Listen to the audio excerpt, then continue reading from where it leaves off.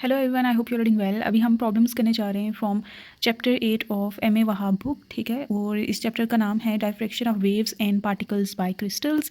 तो इसकी जितनी भी हो सकी मैं सारी की सारी मेरी कोशिश होगी प्रॉब्लम्स करवा दूँ। तो सबसे पहले जो मैं प्रॉब्लम करवाने जा रही हूँ दैट इज़ प्रॉब्लम नंबर 19, ठीक है। सो प्रॉब्लम नंबर 19 की स्टेटमेंट देखते हैं और देखते हैं कि क्या सिचुएशन है। तो हेयर इज़ द स्टेटमेंट और according to it calculate the glancing angle on the plane 110, ठीक है। इस प्लेन पे के लिए ग्लैंसिंग एंगल जो कि है ब्रैग एंगल सिंपली थीटा, जो कि ब्रैग इक्वेशन में इन्वॉल्व होता है, उसको हमने फाइंड आउट करना है इस प्लेन के लिए of a cube rock salt है क्यूबिक, उसका लैटिस सिस्टम है, क्रिस्टल सिस्टम है क्यूबिक रॉक साल्ट के लिए जिसका ए गिवन है, ठीक है। ए आपको पता है कि एम ए वहाब बुक में ये यूज़ किया जाता है for the representation of its lattice parameter, ठीक है। लैटिस लेंस जो होती हैं उसकी उनके लिए ये रिप्रेजेंटेशन है। तो आपको ए गिवन है corresponding to second order diffraction maximum, ठीक है। सेकंड ऑर्डर डायफ्रैक्शन मैक्सिमम के करस्पॉन्डिंग हमने थीटा फाइंड आउट करना है for the X rays of wavelength, और वेवलेंथ हमें गिवन है। तो अभी हम डाटा लिखते हैं, देन इसका सोल्यूशन करते हैं।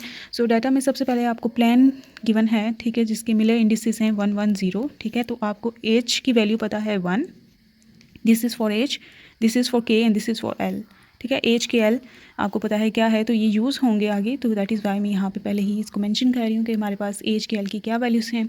उसके बाद हमें गिवन है क्यूब रॉक साल्ट है और उसका लैटिस पैरामीटर गिवन है 2.81 angstrom, okay. And we are given the second order diffraction maximum है, तो n इज इक्वल्स टू 2 आपको गिवन है, या m से आप रिप्रेजेंट करते हैं या n से करते हैं, एक ही बात है, ठीक है। मैं यहाँ n सिंबल यूज़ कर रही हूँ। और for the X rays of wavelength जिनकी वेवलेंथ है 0.71 angstrom, okay.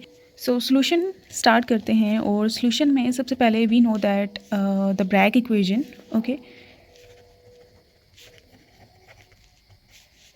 2d sine theta equals n lambda, ठीक है।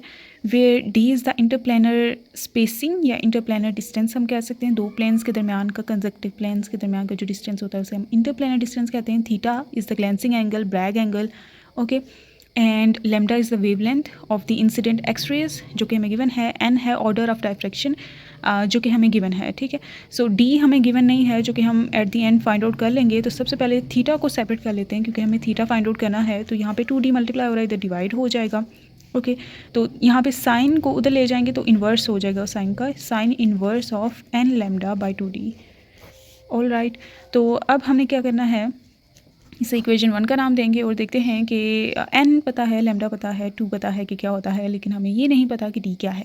तो d को फाइंड आउट करने के लिए जो हम डाटा या फिर जो इन्फॉर्मेशन यूज़ करेंगे वो ये है कि हमें गिवन है h k n l की वैल्यू। एडिशनली हमें पता है कि जो लैटिस सिस्टम है वो क्यूबिक है। सो ये दोनों इन्फॉर्मेशन को यूज़ करते हुए हम d को फाइंड आउट कर सकते हैं। We know that for a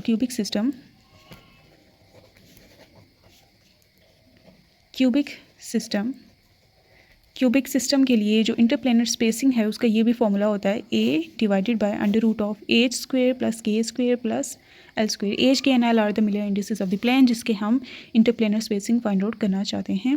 a जो है लैटिस पैरामीटर है जो हमें गिवन है, तो हम यहाँ पे पुटिंग करते हैं और देखते हैं क्या वैल्यू आती है। तो a था 2.81 angstrom divided by under root of H square plus K square plus L square. H है 1 का स्क्वेयर, के है 1 का स्क्वेयर, एल है 0 का स्क्वेयर जो कि 0 ही होता है। तो 2.81 divided by under root of 2 आ जाएगा, 1 की जगह 1 स्क्वेयर का 1 ही आता है, ये भी 1 ही आएगा, तो 1 + 1 = 2।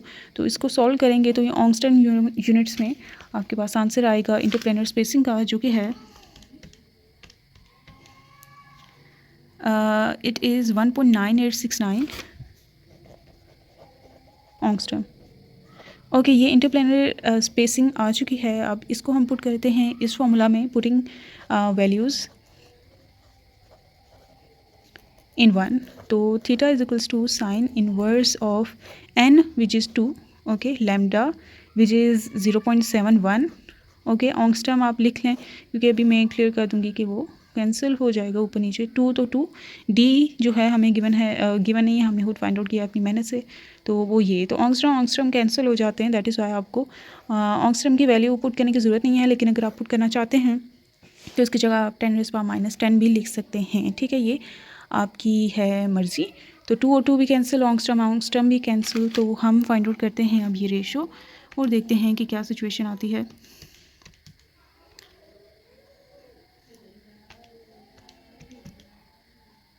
ओके, सो ये आंसर आ चुका है 20.936, विच इज़ राउंड ऑफ करें तो 20.9। ओके, तो थीटा आ चुका है हमारे पास 20.9 डिग्री। ठीक है, और यही इसका आंसर है। हम ये बुक से साइट पे कंफर्म कर सकते हैं। ऑल राइट, तो ये वाला प्रॉब्लम हो चुका है। नेक्स्ट वन हम पहले ये डायफ्रैक्शन के रिलेटेड, ब्रैग्स इक्वेशन के रिलेटेड के प्रॉब्लम्स पहले करेंगे, then later on I will do these problems if you all want.